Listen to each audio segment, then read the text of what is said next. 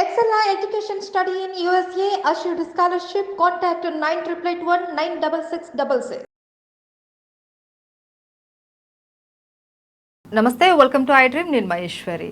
చాలామంది లంగ్స్ చెడిపోయాయి, ఇంకా ఇవి జీవితంలో బాగుపడవు, ఇంకా ఇంతేనా మా భవిష్యత్తు అనేసి భయపడిపోతూ ఉంటారు. నిజంగానే లంగ్స్ ఒకసారి చెడిపోతే దానికి ట్రీట్మెంట్ ఉంటుందా ఉండదా?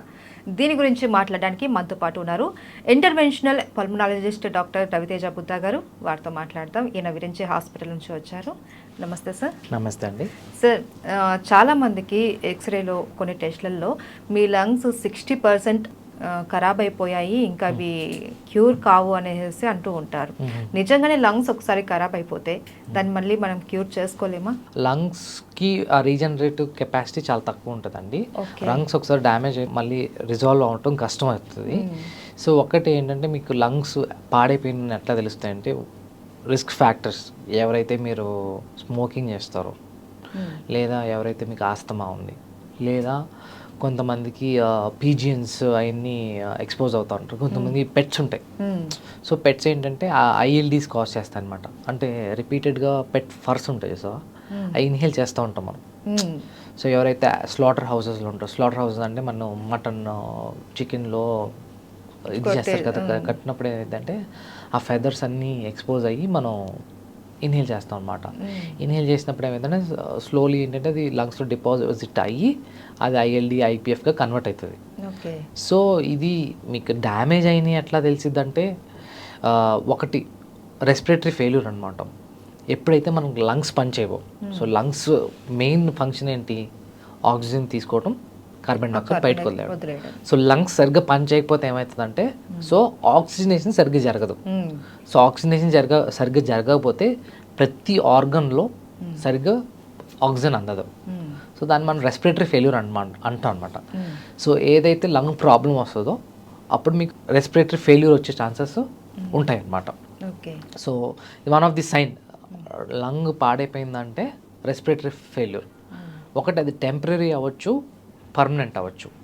టెంపరీ ఎప్పుడంటే మనకి కామన్గా నిమోనియాలో ఏంటంటే, ఎప్పుడైనా మనకి ఊపిరితిత్తులో నిమ్మ వచ్చినప్పుడు అప్పుడు దాని లంగ్ ఫంక్షన్ సరిగ్గా జరగదు కాబట్టి, సో అప్పుడు రెస్పిరేటరీ ఫెయిల్యూర్ ఉండే ఛాన్సెస్ ఉంటుంది. ఎప్పుడైతే ఆ ఇన్ఫెక్షన్ రిజాల్వ్ అయిపోతుందో అప్పుడు మళ్ళీ లంగ్ నార్మల్ అవుతుంది, అప్పుడు మళ్ళీ ఆ రెస్పిరేటరీ ఫెయిల్యూర్ వెనక్కి ఉండే ఛాన్స్ ఉంటుంది. ఇది కాకుండా పర్మనెంట్ ఏంటంటే COPD, chronic obstructive pulmonary disease అంటాం. ఇది మోస్ట్ కామన్గా ఎవరిలో వస్తుంది అంటే మనకి సిగరెట్స్ తాగే వాళ్ళలో వస్తుంది సిఓపిడి.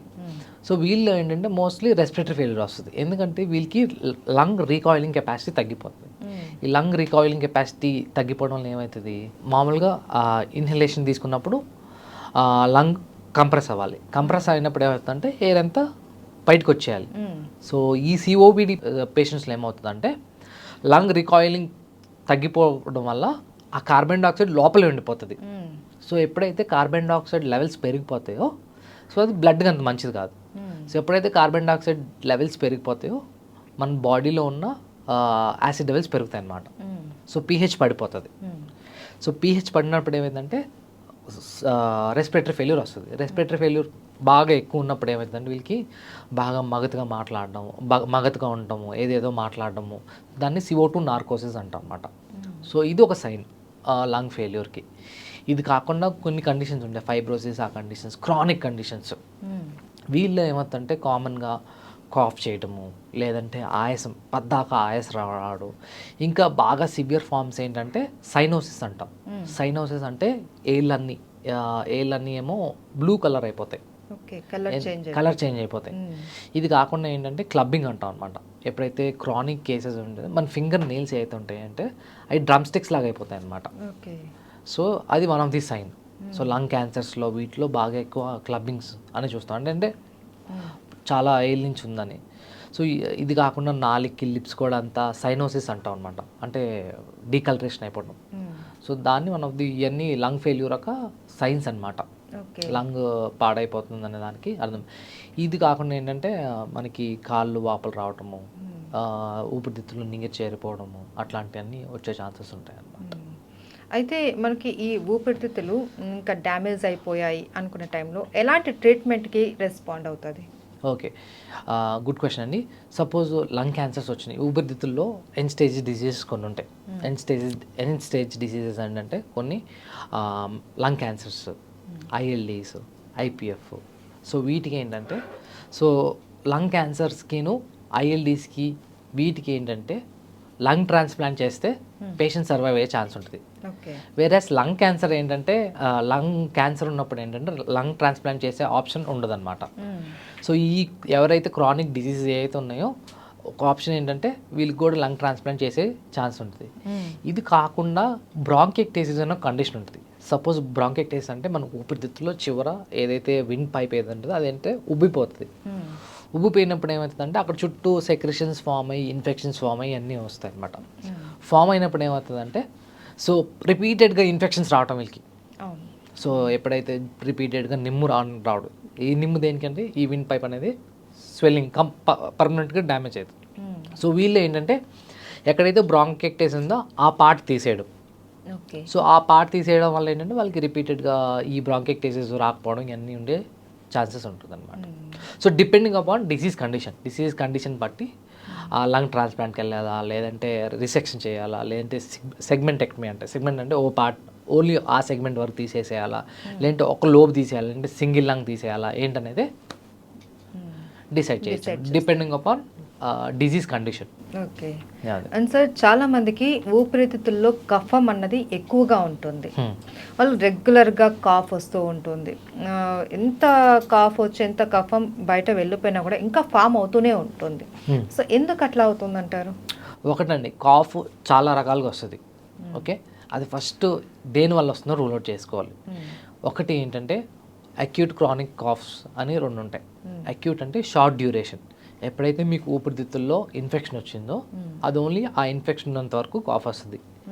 తర్వాత ఎప్పుడైతే మీకు ఇన్ఫెక్షన్ రిజాల్వ్ అయిపోతుందో ఆ కాఫ్ తగ్గే ఛాన్స్ ఉంది. క్రానిక్ కాఫ్ అంటే ఎక్కువ కాలం like more than 8 weeks cough ఉంటే దాన్ని క్రానిక్ కాఫ్ అనమాట. అది దేని వల్ల వస్తుంది? ఫస్ట్ మోస్ట్ కామన్లీ టీబీ వల్ల వస్తుంది, లంగ్ క్యాన్సర్స్. సో వీటి వల్ల ఐఎల్డీస్, ఐపీఎఫ్ వీటి వల్ల కామన్గా కఫం, దీనివల్ల ఏంటంటే కఫం వచ్చే ఛాన్సెస్ ఉంటుంది అనమాట. ఈ కఫం ఏంటంటే ఇందాక మీకు చెప్పిన బ్రాంకెక్టేసిస్ ఏదైతే ఉందో అది దానివల్ల ఏమవుతుంది అంటే ఎప్పుడైతే మీకు బ్రాంకై అంటే మీది లంగ్స్ తీసుకుంటే సేమ్ చెట్టు ఎలాగ ఉంటుంది అట్లాగే ఉంటుంది.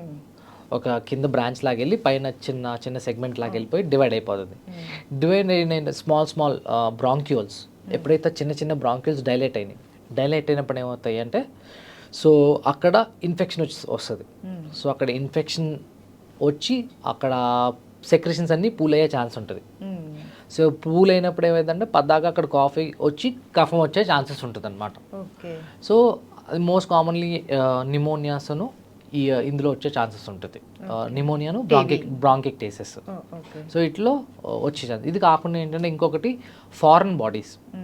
కొంతమంది చిన్నపిల్లలు నోట్లో పెట్టుకొని మింగేస్తారు ఏదో ఒకటి, అది ఏంటంటే ఊపిరితిత్తులోకి వెళ్ళిపోతుంది. యూజువల్లీ మన పొట్టలో వెళ్ళిపోద్ది అని అనుకుంటాం, కానీ వాళ్ళకి ఏంటంటే అన్లెస్ వాళ్ళు చిన్నపిల్లలు ఏం కంప్లైంట్ చేయలేదు. మనం చూసుకుంటే 6 months 1 year పిల్లలు అంటే వాళ్ళు చెప్పలేరు వాళ్ళు. సో వాళ్ళంటే పద్దాక దగ్గుదా ఉంటారు. మనం ఏమనుకుంటాం ఏం నిమ్ము వచ్చిందో అని చెప్పి ట్రీట్మెంట్ ఇస్తాం. వాళ్ళకి ఏంటంటే యాక్సిడెంట్ చాలా అలాగా ఫారెన్ బాడీస్ చాలా కనుక్కుని కూడా ఉంటాయి అనమాట. యాక్సిడెంట్గా ఎక్స్రే తీసి, లేదంటే కొంతమందికి ఏంటంటే ఇలాగ దగ్గట్లేదని ఊరికే బ్రాంకోస్కోపీ చేసి అసలు లోపల ఏముందో ఏంటో చూస్తే లోపల ఒక చిన్న ఫారెన్ బాడీ వస్తుంది. అదేమైందో over the period of time ఏంటంటే అది మొత్తం గ్రాన్యులేషన్ అంటే మొత్తం లంగ్ చుట్టూ ఇన్ఫిల్ట్రేట్ అవుతూ ఉంటుంది అనమాట. సో అంత లేట్ అయ్యే కొద్దిగా ఏంటంటే బాగా లంగ్లోకి ఇన్ఫిల్ట్రేషన్ ఎక్కువ అయిపోతుంది. సో అప్పుడు అది ఇన్ఫెక్షన్ కూడా రిపీటెడ్గా వచ్చే ఛాన్సెస్ ఉంటుంది అనమాట. సార్ చాలా మంది ఏంటంటే ఎక్కువ ఇన్హేలర్స్ తీసుకుంటూ ఉంటారు. ఒక చిన్న కోల్డ్ వచ్చినా కూడా వాళ్ళకి అదొక అలవాటులాగా మారిపోయి ఉంటుంది. అవసరం ఉన్నా లేకపోయినా ఇన్హేలర్ తీసుకుంటూ ఉండడము, లేకపోతే కొన్ని రకాల ఆస్తమా ప్రాబ్లమ్స్కి కొన్ని రకాల ఇన్హేలర్స్ వాడుతూ ఉంటారు. సో ఇవి ఏమైనా ఎఫెక్ట్ చూపిస్తాయా ఊపిరితిత్తుల మీద? ఒకటి ఏంటంటే మోస్ట్ కామన్లీ ఇన్హేలర్స్ ఏంటంటే ఈ బ్రాంకోడైలేటర్స్ అనమాట. బ్రాంకోడైలేటర్స్ అంటే కొంతమందికి ఏంటంటే కొంతమంది వాడే వాళ్ళు ఉంటారు, కొంతమంది వాడని వాళ్ళు ఉంటారు, ఇద్దరు ఉంటారు. సో వాడే వాళ్ళు ఏంటంటే ఇది మోస్ట్లీ కామన్ దేనికి వాడతారంటే మోస్ట్లీ సిఓపిడి, ఆస్తమా ఈ 2 కండిషన్స్లో మనం ఇన్హేలర్స్ వాడతాం. ఇంక వేరే ఏ లంగ్ కండిషన్స్లో అన్నా ఏదైనా టెంపరీ డిజీజ్ వస్తుంది, అది రిజాల్వ్ అయిపోతుంది, కానీ వెళ్ళిపోతారు. ఎవరైతే ఈ ఆస్తమా సిఓపిడి ఇద్దరు పేషెంట్స్ ఉన్నారో వాళ్ళు ఏంటంటే ఆ లైఫ్ లాంగ్ ఇన్హేలర్స్ తీసుకోవాల్సి వస్తుంది అనమాట. సో వీళ్ళు ఏంటంటే కొంతమందికి ఒకసారి తీసుకుంటారు వదిలేస్తారు, కానీ అట్లా కాదు. ఆస్తమా ఏంటంటే కంట్రోలర్స్, రిలీవర్స్ అని రెండు ఉంటాయి. కంట్రోలర్ అంటే ఏంటి, మీరు ఆస్తమా రాకుండా ఉండడానికి ప్రివెంట్ చేస్తుంది, అంటే కంట్రోల్ చేస్తుంది ఆస్తమాని. రిలీవర్ అంటే మీకు ఎప్పుడైతే ఆస్తమా అటాక్ వస్తుందో ఆ ఇన్హేలర్ రిలీవ్ అవ్వడానికి వాడతారు. సో కొంతమంది ఏం చేస్తారంటే ఇన్హేలర్ తీసుకుంటారు వదిలేస్తారు ఆస్తమా వచ్చినప్పుడు, కానీ అట్లా కాదు. ఆస్తమా ఉంటే వాళ్ళకి రెగ్యులర్గా ఇన్హేలర్స్ ఏంటంటే డోసింగ్ ఉంటుంది అనమాట. ఆ డోస్ అడ్జస్ట్మెంట్ బట్టి వాళ్ళు రెగ్యులర్గా ఇన్హేలర్స్ తీసుకుంటూ ఉండాలి. కానీ చాలామందికి ఏంటంటే మేము ఇది తీసుకుంటే ఎడిక్ట్ అయిపోతాము అని ఒక అపోహ ఉంది, కానీ ఇది అట్లా కాదు. యూజువల్లీ ఏంటంటే ఇది ఇన్హేలర్ ఏంటంటే లోకల్లీ యాక్టింగ్. మీరు ఇన్హేలర్ తీసుకున్నప్పుడు ఏంటంటే ఓన్లీ ఊపిరితిత్తుల వరకే వెళ్ళిద్ది, సో మీ సిస్టమిక్గా వెళ్ళదు. కానీ చాలామంది ఏమనుకుంటారంటే ఈ ఇన్హేలర్ తీసుకుంటే మన బాడీ ఎంత ఎఫెక్ట్ అయ్యే ఛాన్సెస్ ఉంటుంది, కానీ అట్లా ఉండదండి. సో ఇన్హేలర్స్ తీసుకోవడం వల్ల ఎటువంటి ఎఫెక్ట్ లేదని అంటారు, సేఫే అంటారు. సేఫే. Okay, right. Thank you so much doctor గారు. థ్యాంక్ యూ అండి.